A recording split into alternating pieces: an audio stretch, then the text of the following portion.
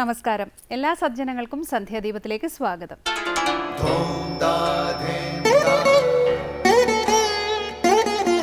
ശുഭം ഭവതു കല്യാണമായുസാരോഗ്യവർദ്ധനം സർവദുഃഖ വിനാശായ സന്ധ്യാദീപം നമോസ്തുതേ.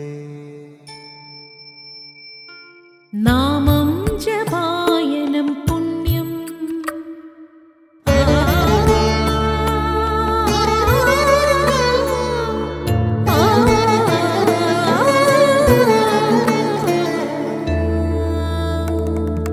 നാമം ജപായനം പുണ്യം നിരുപമദീപാങ്കുരം പോലെ സ്വരശ്രുതിലയവരമതുലം ദീവാങ്കണം മോക്ഷസംഗീതസാരം നീളും വഴിത്താരയിൽ ജീവതാരം മന്ത്രാലാപം മായാവിൻ നിൻ പ്രസാദം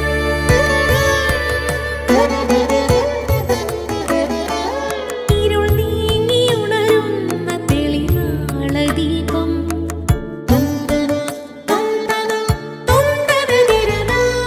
ഇരുൾ നീങ്ങിയുണരുന്ന തെളിനാളദീപം പ്രണവാമൃതം ചൊരിയുന്ന ദീപം ദീപം ദീപം ദീപം ദീപം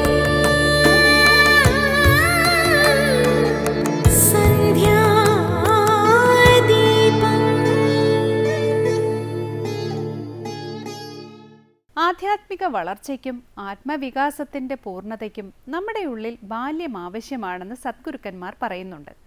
ഗുരുവിന്റെ മുന്നിൽ ശിഷ്യൻ എപ്പോഴും വത്സനാണ്. വത്സ എന്ന വാക്കിന് ചെറിയ കുട്ടി എന്ന അർത്ഥമുണ്ട്. ഗുരുവിന്റെ മുന്നിൽ ഇളം പ്രായത്തിലുള്ള ഒരു കുട്ടിയെ പോലെയാകണം ശിഷ്യർ എന്ന് താല്പര്യം. കരയുവാൻ കഴിയുന്ന ഹൃദയം വേണം. സങ്കീർണതകളില്ലാത്ത തുറന്ന ഹൃദയമാണ് കുട്ടിയുടേത്. അനാവശ്യമായ ലജ്ജയോ മാനമോ അപമാനഭീതിയോ മാമൂലുകളോ മറ്റ് കെട്ടുപാടുകളോ കുട്ടിയെ പിന്നോട്ട് വലിക്കുന്നില്ല. അതിനാൽ മുന്നോട്ടുള്ള അതിൻ്റെ പ്രയാണം സുഗമമാണ്. ഈ മാനസിക നിലയാണ്, ഹൃദയമാണ് നമ്മുടെ ആധ്യാത്മിക പൂർണ്ണതയ്ക്ക് വഴിതെളിയിക്കുന്നത്. അതുകൊണ്ടാണ് ശിഷ്യന് അല്ലെങ്കിൽ സാധകന് പാലഹൃദയം വേണമെന്ന് മഹാത്മാക്കൾ പറയുന്നത്. തുടർന്ന് ശ്രീ കാവാലം ശ്രീകുമാർ പ്രശ്നോത്തര രത്നമാലിക ആലപിക്കുന്നത് കേൾക്കാം.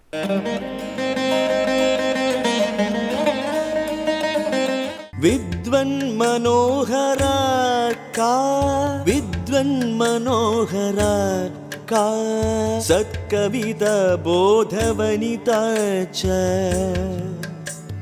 സത്കവിത ബോധവനിത കം ന സ്പൃശതി വിപത്തിഃ കം ന സ്പൃശതി വിപത്തിഃ പ്രവൃദ്ധവചനാനുവർത്തിനം ദാന്തം പ്രവൃദ്ധവചനാനുവർത്തിനം ദാന്തം. അടുത്തതായി ശങ്കര സ്തോത്രാമൃതം. ശ്രീ ശങ്കരാചാര്യരുടെ പ്രശ്നോത്തര രത്നമാലികയിലെ 28-ാം ശ്ലോകമാണ് ഇന്ന് ശങ്കര സ്തോത്രാമൃതത്തിൽ വ്യാഖ്യാനിക്കുന്നത്. വിദ്വാൻമാരുടെ മനസ്സിനെ ആകർഷിക്കുന്നത് സത്കവിതകളും ജ്ഞാനമാകുന്ന വനിതകളുമാണ്. വിപത്തുകളിൽ ചെന്ന് പെടാത്തവർ ശ്രേഷ്ഠരായ ജ്ഞാനവൃദ്ധന്മാരുടെ വാക്കുകൾ അനുസരിക്കുന്നവരാണ്. ഇതേക്കുറിച്ച് സ്വാമി ചിദാനന്ദപുരി കൂടുതൽ വിവരിക്കുന്നത് കേൾക്കാം.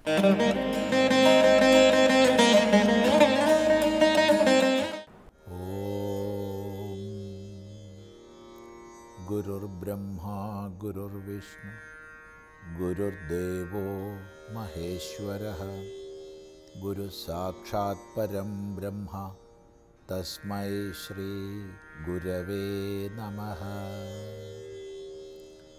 ഓം സദാശിവസമാരംഭാം ശങ്കരാചാര്യമധ്യമാം അസ്മദാചാര്യപര്യന്താം വന്ദേ ഗുരുപരമ്പരാം. പ്രശ്നോത്തര രത്നമാലികയിൽ നമ്മൾ 27 ശ്ലോകങ്ങളാണ് ശ്രദ്ധിച്ചത്.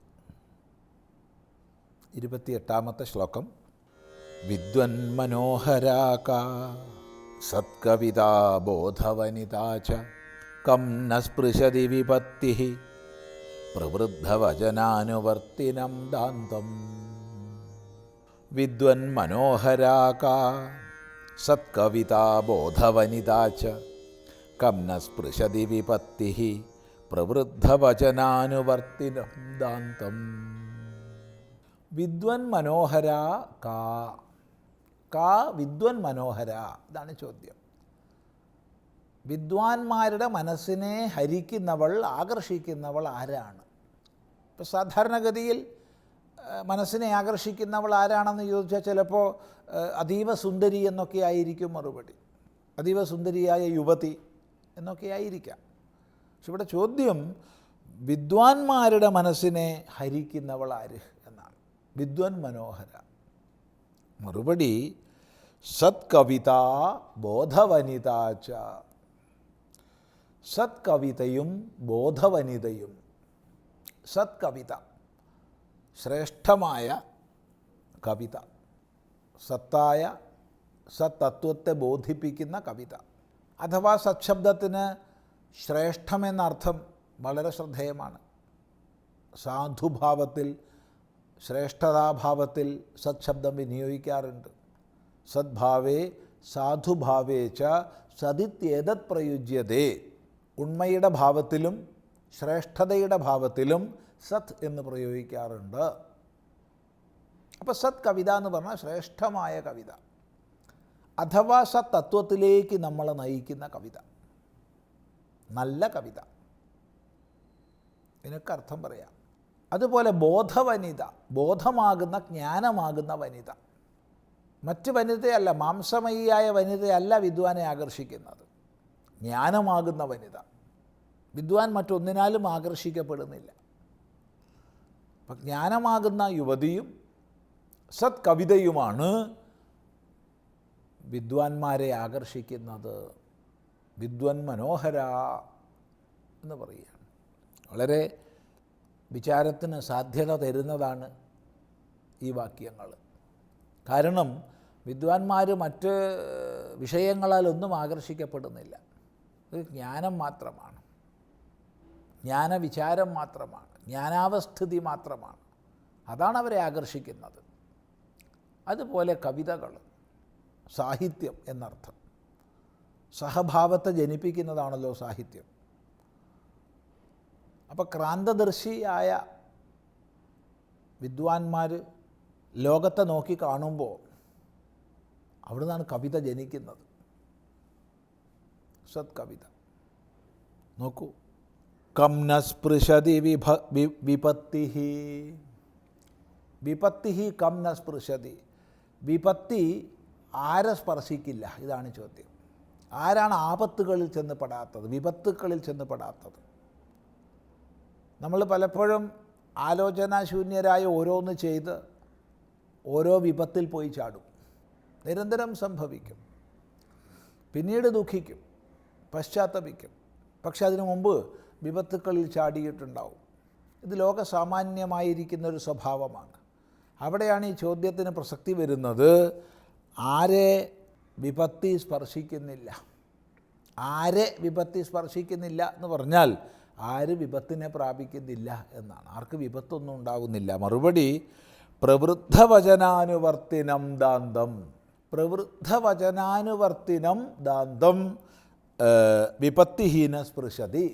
പ്രവൃദ്ധവചനത്തിനെ അനുവർത്തിക്കുന്ന ദമശീലന് ഒരു വിപത്തുമില്ല, അയാൾക്ക് വിപത്തുണ്ടാവില്ല. എന്താ പ്രവൃദ്ധവചനാനുവർത്തി എന്ന് പറഞ്ഞ അർത്ഥം? ശ്രേഷ്ഠതയുള്ള വൃദ്ധന്മാർ. വൃദ്ധന്മാരെന്ന് പറഞ്ഞാൽ ജ്ഞാനവൃദ്ധൻ, തപോവൃദ്ധൻ, ശീലവൃദ്ധൻ, വയോവൃദ്ധൻ, ഇങ്ങനെയൊക്കെ പറയാം. അപ്പോൾ അറിവ് കൊണ്ട്, അറിവിൻ്റെ പൂർണ്ണതയിൽ വിരാജിക്കുന്നവനാണ് ജ്ഞാനവൃദ്ധൻ. തപസ്സിൻ്റെ പൂർണ്ണതയിൽ വിരാജിക്കുന്നവനാണ് തപോവൃദ്ധൻ. സുശീലങ്ങൾ, അവയാൽ ആര് പ്രശോഭിക്കുന്നു അവനാണ് ശീലവൃദ്ധൻ. ലോകാനുഭവങ്ങൾ ധാരാളമുള്ള വയോവൃദ്ധൻ, പ്രായം വർദ്ധിച്ചവൻ. പലപ്പോഴും നമ്മൾ വൃദ്ധനെന്ന് പറയുമ്പോൾ വയസ്സായ ആളെന്നാണ് മനസ്സിലാക്കുന്നത്. അങ്ങനെയല്ല ശാസ്ത്രത്തിൽ. അത് വയോവൃദ്ധത മാത്രമാണ്. കൊച്ചു കുഞ്ഞായാലും ജ്ഞാനവൃദ്ധൻ വൃദ്ധൻ തന്നെയാണ്. അപ്പോൾ ആരെ വിപത്ത് സ്പർശിക്കുന്നില്ലയോ എന്നുള്ള ചോദ്യത്തിന് പ്രവൃദ്ധ വചനാനുവർത്തിയെ എന്നാണ് പറയുന്നത്. പ്രവൃദ്ധ വചനാനുവർത്തി, നല്ലപോലെ വൃദ്ധന്മാരായവരുടെ വാക്കുകളെ അനുസരിക്കുന്നവർ. ഇപ്പം ജീവിതത്തിൽ ഏത് വിഷയത്തിൽ സംശയം വന്നാലും വൃദ്ധന്മാരോട് വിദ്വാൻമാരോട് ചോദിച്ച് മനസ്സിലാക്കി പ്രവർത്തിക്കുന്നവൻ. ഒരിടത്ത് ചാണക്യൻ ഇത്ര വരെ പറയുന്നുണ്ട്, വിജ്ഞാനം വൃദ്ധോപസേവയ എന്ന്. ശരിയായ അറിവ് ലഭിക്കുന്നത് തന്നെ വൃദ്ധോപസേവ കൊണ്ടാണ്, വൃദ്ധന്മാരെ ഉപസേവിക്കുന്നത് കൊണ്ടാണ്. അപ്പോൾ വൃദ്ധന്മാരെ സേവിക്കുക, വൃദ്ധന്മാരുടെ സാമീപ്യം, സത്സംഗമുണ്ടാവുക, സംസർഗമുണ്ടാവുക, അതെല്ലാം മുഖ്യമാണ്. അപ്പോൾ പ്രവൃദ്ധന്മാരുടെ വാക്കുകളെ കേൾക്കുക, അവർ പറയുന്നത് ജീവിതത്തിൽ പാലിക്കുക, അവരുടെ ഉപദേശങ്ങളെ സ്വീകരിക്കുക. എന്തെങ്കിലും കർത്തവ്യാകർത്തവ്യങ്ങളെക്കുറിച്ച് സംശയം വന്നാൽ പ്രവൃദ്ധന്മാരോട് സംശയങ്ങൾ ചോദിച്ച് മനസ്സിലാക്കുക. അങ്ങനെ വിദ്വാൻമാരുടെ, ജ്ഞാനവൃദ്ധന്മാരുടെ, വയോവൃദ്ധന്മാരുടെ, തപോവൃദ്ധന്മാരുടെയൊക്കെ ഉപദേശങ്ങൾ കേട്ട് ജീവിച്ചാൽ ഒരിക്കലും നമുക്കൊരു വിപത്തുണ്ടാവില്ല, ഒരിക്കലും. എന്നാൽ അല്ലാത്ത പക്ഷം പല വിപത്തിലും നമ്മൾ പോയി ചാടും. ഇതാണ് ഈ ഒരു ചോദ്യോത്തരങ്ങൾ നൽകുന്ന സന്ദേശം. തുടർന്ന് നമുക്ക് അടുത്ത പ്രാവശ്യം ശ്രദ്ധിക്കാം.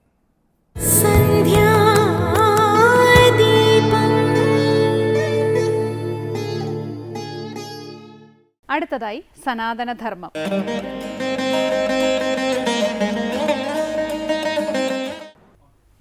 ഓം നമോ ഭഗവതേ വാസുദേവായ. എല്ലാവർക്കും എൻ്റെ പ്രണാമം. ഇവിടെ കഥാസന്ദർഭം ഓർമ്മയിൽ വയ്ക്കുക. കഴിഞ്ഞ ക്ലാസ്സിൽ പറഞ്ഞത് ദേവകിയെ കംസൻ മുടിയിൽ കുത്തിപ്പിടിച്ച് നിൽക്കുന്ന രംഗം വസുദേവർ കംസനോട് പറയാൻ പോവുകയാണ്. ശ്ലാഘനീയ ഗുണാ ഗുരു ശൂരൈർ ഭവാൻ ഭോജേസസ്കര സ കഥം ഭഗിനീം ഹന്യാത് സ്ത്രിയം ഉദ്വാഹപർവണി. ഭവാൻ അങ്ങ് ശൂരൈഹി ശൂരന്മാരാൽ, ശ്ലാഘനീയ ഗുണ കീർത്തിക്കപ്പെടുവാൻ യോഗ്യമുള്ള ഗുണങ്ങളുള്ളവനും, ഭോജ യശസ്കര ഭോജന്മാർക്ക് യശസ്സിനെ നൽകുന്നവനും, സഹ ആവിധമിരിക്കുന്നവനായിരിക്കുന്ന അല്ലയോ കംസ, ഉദ്വാഗപർവണി വിവാഹപുണ്യ സമയത്ത് ഭഗിനിയും സഹോദരിയായ സ്ത്രീയെ കഥം എങ്ങനെ ഹന്യാത് ഹനിക്കും. അല്ലയോ കംസ, അങ്ങ് ചെയ്യാൻ പോകുന്നത് എത്ര നികൃഷ്ടമായ കർമ്മമാണ്. പ്രത്യേകിച്ച് ഒരു സ്ത്രീയെ, അതും പ്രത്യേകിച്ച് വിവാഹ സമയത്ത് എവിടോ കേൾക്കുന്ന ഒരു വാക്ക് കേട്ടിട്ട് ഇപ്രകാരം അങ്ങ് ചെയ്യുന്നത് ഒട്ടും ശരിയല്ല. അത് ഏറ്റവും നിന്ദ്യമായ കർമ്മമാണ് എന്നുള്ള കാര്യമാണ് ഇവിടെ പറയുന്നത്. സംബന്ധലാഭോ ഉപകൃതിർ ഹ്യഭേദോ ഗുണകീർത്തനം സാമപഞ്ചവിധം ഭേദോ ദൃഷ്ടാദൃഷ്ടഭയം വജ എന്നുള്ള കാര്യം ഇവിടെ ഓർമ്മപ്പെടുത്തുക. സംബന്ധം, ലാഭം, ഉപകാരം, അഭേദം, ഗുണകീർത്തനം, ഈ 5 വിധത്തിൽ സാമത്തെയും, ദൃഷ്ടഭയം, അദൃഷ്ടഭയം ഇവയെ സൂചിക്കുന്ന 2 വാക്കുകളുണ്ട്. ഭേദത്തെ ഉപയോഗിക്കുന്നതാണ് ഇവിടെ ഉപദേശിക്കുന്ന വസുദേവർ കംസനോട് സാമവും വേദവും എല്ലാം ഉപദേശിച്ചെങ്കിൽ മാത്രമേ തൻ്റെ ഭാര്യയെ തിരിച്ചു കിട്ടുകയുള്ളൂ എന്നുള്ള ആഗ്രഹത്താൽ തൻ്റെ അളിയനായിരിക്കുന്ന കംസനോട് തന്നെ അനുനയപൂർവ്വം ഈ പറഞ്ഞിരിക്കുന്ന കാര്യങ്ങളെ പറയുകയാണ്. ആദ്യം അദ്ദേഹത്തെ കീർത്തിക്കുകയാണ്. എന്താണ് ഇവിടെ കീർത്തിച്ചത്? ഭോജ യശസ്കര, ഭോജന്മാർക്ക് യശസ്സിനെ ജനിപ്പിക്കുന്നവനാണ് കംസനെന്ന് കീർത്തിച്ചു. ദുഷ്ടന്മാരുടെ മുമ്പിൽ പലപ്പോഴും നമ്മൾ അവർ ചെയ്യുന്ന പ്രവൃത്തി കണ്ടിട്ട് അവരോട് എതിർക്കാൻ നിൽക്കും. അത് അത്യന്തം വേദനാജനകമാണ്. കാര്യം അവരെ ഒന്നും കൂടെ രോഷം കൊള്ളിപ്പിക്കുകയുള്ളൂ.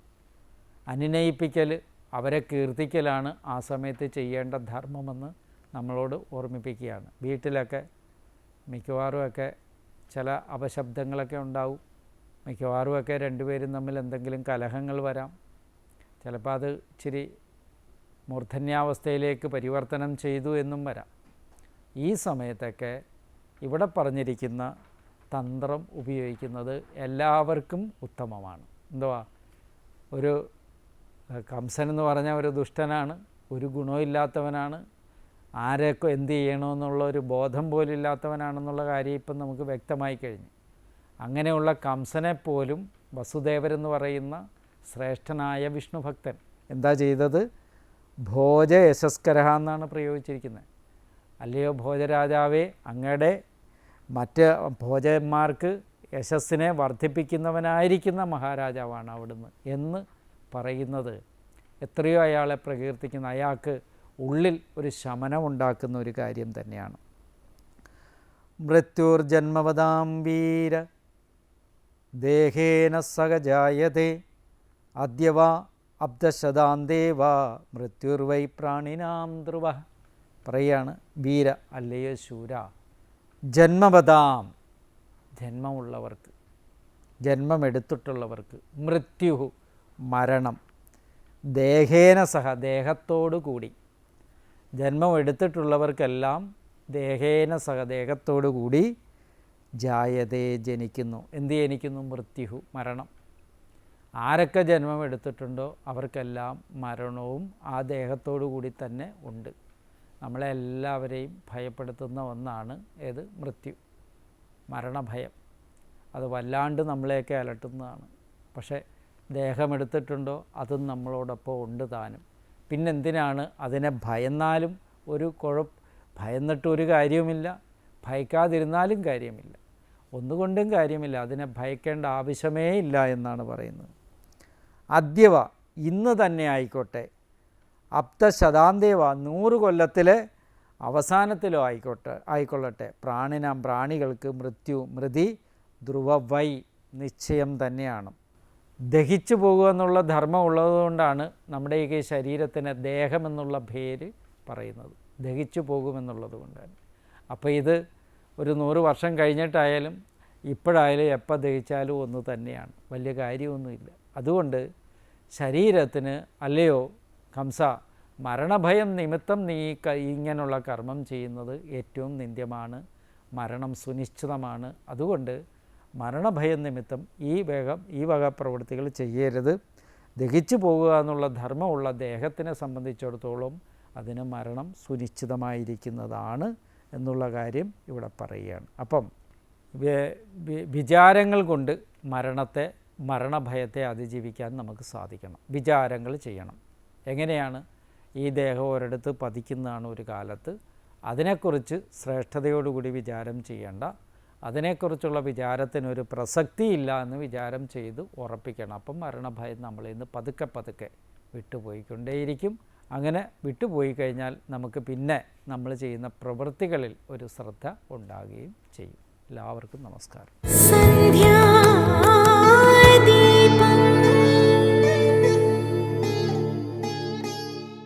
തുടർന്ന് ദീപാരാധനയാണ്. ക്ഷേത്ര സന്നിധിയിലെത്തി മംഗളാരതി തൊഴുത് ഇന്നത്തേക്ക് മടങ്ങാം.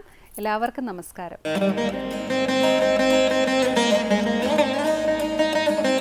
തിരുവനന്തപുരത്തിൻ്റെ നെറ്റിയിൽ തിലകമായി പൗർണമി കാവ്, പൗർണമിക്കാവ്, പൗർണമിക്കാവ്, പൗർണമിക്കാവ്, പൗർണമിക്കാവ്, പൗർണമിക്കാവ്.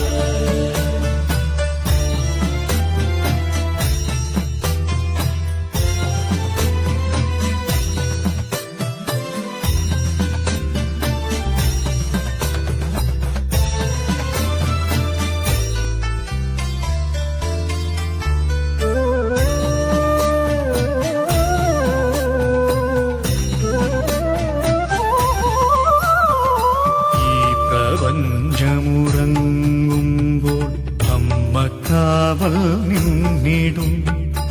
എന്നിലാണ്ടൊരു ദുഃഖമൊക്കെ വിശ്വവിളക്കവൾ നീക്കിടും. ഈ പ്രപഞ്ചമുറങ്ങുമ്പോൾ അമ്മ കാവൽ നിന്നിടും. എന്നിലാണ്ടൊരു ദുഃഖമൊക്കെ വിശ്വവിളക്കവൾ നീക്കിടും. കരളിലതല്ലുന്ന